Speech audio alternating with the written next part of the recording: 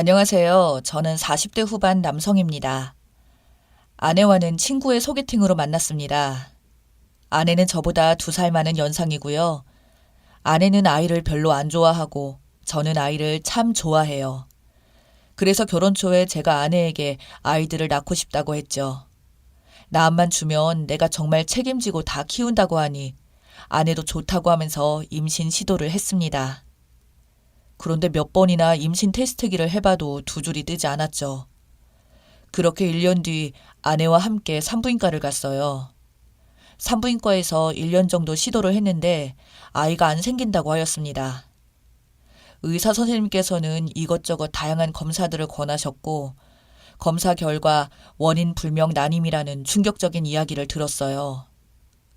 저는 아이를 무척이나 가지고 싶었던 입장이라 그런지 이러한 결과가 굉장히 충격적으로 다가왔습니다. 아내는 처음에는 약간 충격을 받았지만 금방 표정이 괜찮아지더라고요. 의사 선생님이 시험관 하는 것을 조심스레 권유했습니다. 아내는 단칼에 거절하였고요. 본인이 아이를 그렇게 좋아하는 편도 아닌데 굳이 내 몸 상하면서까지 시험관을 하고 싶지는 않다면서요. 저도 제가 아이를 좋아하지만 저의 일방적인 요구로 아내가 임신하고 힘들어하는 모습을 보고 싶지 않았기에 시험관을 포기하고 아이에 대한 마음을 접었습니다. 아이보다 현재 내 옆에 있는 아내가 더 소중했으니까요. 둘이서 부부 생활하는 것도 참 좋았습니다.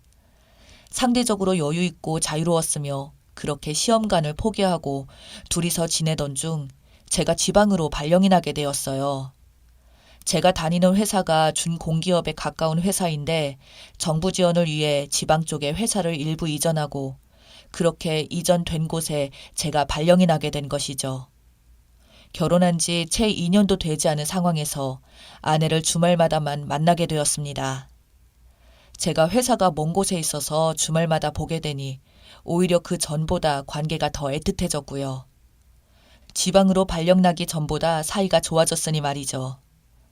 그렇게 아내와 주말 부부로 지내던 중 정말로 로또 1등이 된 것만큼 좋은 일이 생겼습니다. 아내가 아이를 가졌다는 소식을 알게 되었죠. 오히려 마음을 비우니 이런 좋은 결과가 생겼구나 싶었습니다. 그렇게 아내는 무사히 아이를 낳았습니다. 포동포동 귀여운 아들이었죠. 아이는 무럭무럭 커서 유치원에 입학을 했어요. 그런데 유치원 입학을 하자 제 아들이 도대체 누구를 닮았냐는 말을 그렇게 많이 들었습니다.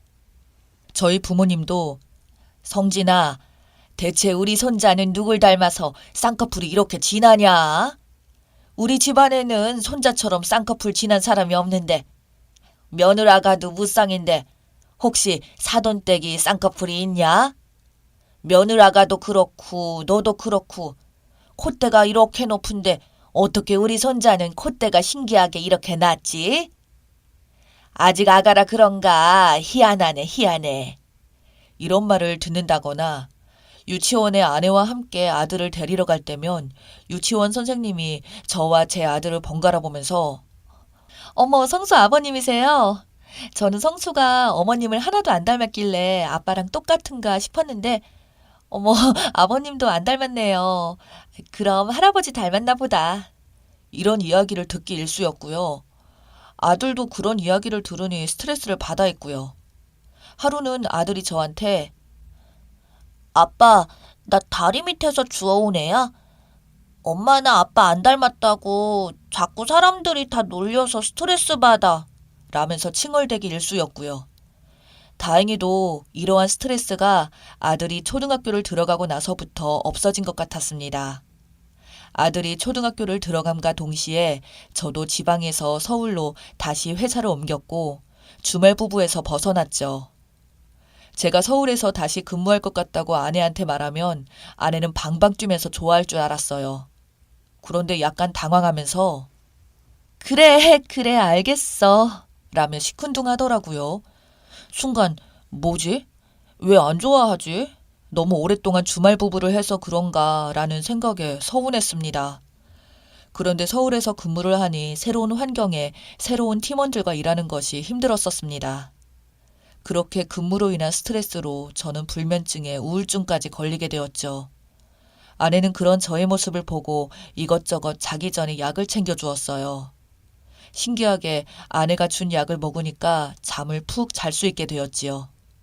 무슨 감퇴 추출물이라는 알약과 마그네슘이랑 알 수 없는 각종 약 네다섯 알을 매일 먹었어요. 그러다 하루는 회사에서 근무하는 내내 잠이 너무 쏟아지는 겁니다. 그래서 커피 한 모금만 먹어도 메스꺼운 제가 아메리카노 2잔을 마셨죠. 그날도 평소와 같이 아내가 약을 챙겨주었고 잠이 들었어요. 낮에 커피를 많이 마셔서 그런지 잠을 푹 못 자고 계속 선잠을 자다가 새벽 3시, 4시쯤 아내가 옆에서 자꾸 움직이는 소리로 완전 잠을 깨게 되었죠. 잠이 깨어서도 그냥 눈을 감고 있었습니다. 그런데 옆에서 아내가 부시럭거리며 옷을 갈아입는 소리가 들리더라고요. 다 입은 아내가 누구한테 전화를 했고요. 그렇게 전화를 걸며 눈을 감고 있는 제 얼굴 위로 아내가 손바닥을 왔다 갔다 하면서 제가 푹 잠들었는지 확인을 하는데 눈을 감고 있어도 아내의 손 움직임이 다 느껴졌습니다. 저는 눈을 안 뜨고 계속 자는 척을 했죠. 전화 연결이 되자 아내는 아주 작은 목소리로 충격적인 말을 하였습니다. 자기야, 남편 놈 잔다. 확실히 저게 약발이 좋네. 자기 말한 대로 마그네슘이랑 감초 추출물이랑 이것저것 영양제 섞어서 주니까 의심 안 하고 잘 먹는데? 우리 오늘 놀이터에서 볼까? 아니면 우리 집 근처 상가 복도 어때? 거기 복도 CCTV도 없어 보이던데. 여튼 자세한 장소는 나가서 이야기해. 남편 깰까 무섭다. 좀 따봐. 끊어. 라고 하더라고요. 그 소리를 들은 저는 심장이 벌렁벌렁하고 온몸에 피가 거꾸로 쏠리는 느낌이었습니다. 그렇게 전화를 끊은 아내는 저를 혼자 방에 두고 나갔죠. 아내가 나가고 현관문이 닫히는 소리가 들리자 저는 침대에서 나오고 전등을 켠 뒤 멍하게 앉아 있었습니다. 5만 가지 생각이 다 들었어요. 도대체 언제부터 이런 짓거리를 한 건지, 내가 서울로 발령났다는 걸 듣고 별로 안 좋아했던 이유가 그 남자 때문인가 에서부터 시작해서 설마 우리 아들이 내 아들이 아닌 건 아니겠지라는 생각까지 들었네요. 아내는 낮에 아들을 챙기느라 불륜할 시간이 없으니 밤에 저를 수면제 먹여 재우고 새벽에 나가서 불륜짓을 했던 겁니다. 그렇게 온몸에 힘이 풀리고 눈물이 나오려고 하는데 억울함과 분노의 감정이 더 커져서 목으로 울음을 삼키고 있던 중 이대로 있으면 안 되겠다. 이것들을 잡으러 가야겠다는 생각이 들었습니다. 잠옷바람에 바람막이 하나 걸치고 냅다 나갔죠. 무작정 밖에 나가 아내와 그 상간놈을 찾아낼 생각으로 아파트 상가와 놀이터를 뒤졌습니다. 30분을 뒤졌는데도 그것들을 찾을 수 없었습니다. 어쩌면 찾는 것도 기적이겠죠. 그렇게 30분 내내 뛰어다니며 아내를 찾다가 포기하고 땀에 푹 젖은 채로 집으로 돌아가는 길로 향했어요. 이 아파트가 3차까지 있습니다. 제가 사는 아파트가 2차였고요. 3차까지 다 돌아보고 다시 집이 있는 2차로 가는 길이 있는 곳에 이상한 소리가 들리더라고요. 놀이터라고 하기에 애매한 통으로 되어 있는 미끄럼틀 하나와 철봉 몇 개가 있는 그곳에서 둔탁하고 이상한 소리가 났습니다. 당연히 그 놀이터도 처음에 제가 확인한 곳이었죠. 그런데 처음 볼 때는 아무도 없는 것 같길래 그냥 지나쳤지만 설마 그 미끄럼틀 통 안에 사람이 있을 거라고는 상상도 못했습니다. 그렇게 그 소리가 나는 미끄럼틀로 향했습니다. 가까이 갈수록 격해지는 그 소리가 자세히 들어보니 드는 생각은 이건 100% 아내 소리다. 미끄럼틀 안에 지금 그것들이 있구나 라고 생각했습니다. 미끄럼틀 통 안을 발로 세게 차니 상간놈이 뭐야? 라는 큰 소리와 함께 엉거주춤한 상태로 나오더라고요. 저보다 좋게 10살은 어려 보이는 그 상간놈 새끼를 보자마자 발로 까버리고 미끄럼틀 안에 있는 아내를 손으로 끄집어냈죠.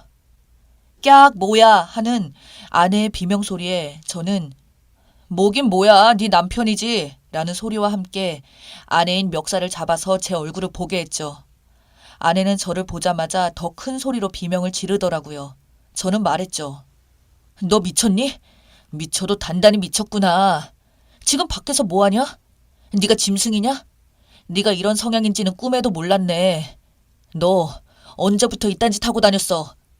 저 새끼랑 대체 언제부터 이러고 있었냐고? 진짜 더럽다. 니네 오만정이 다 떨어져. 네가 그러고도 사람이야? 라고 하니 아내는 울면서 아니야, 아니라고. 네가 생각하는 그런 거 아니야. 라는 말만 되풀이 하더라고요. 말도 씨알도 안 통하는 변명만 하더라고요. 아내의 쌍판을 팍 엎고 그 남자를 잡으려고 돌아봤는데 그놈은 그새 도망간 지 안 보이더라고요. 그렇게 아내와 깽판을 치고 그날로 아내를 집에서 내쫓았습니다. 그 후 친자 확인 검사를 했는데 아들이 제 아들이 아니더라고요. 그렇게 어렸을 때 아들 도대체 누구 닮았냐는 소리를 귀에 떨어지도록 들었는데 이제야 알게 된 거죠. 아내가 저 몰래 바람난 놈의 아들이란 사실을요. 참, 결혼 초반 원인 불명 난이님 상황에 자연 임신이 됐다고 좋아했는데 그게 다른 남자애일 줄이야.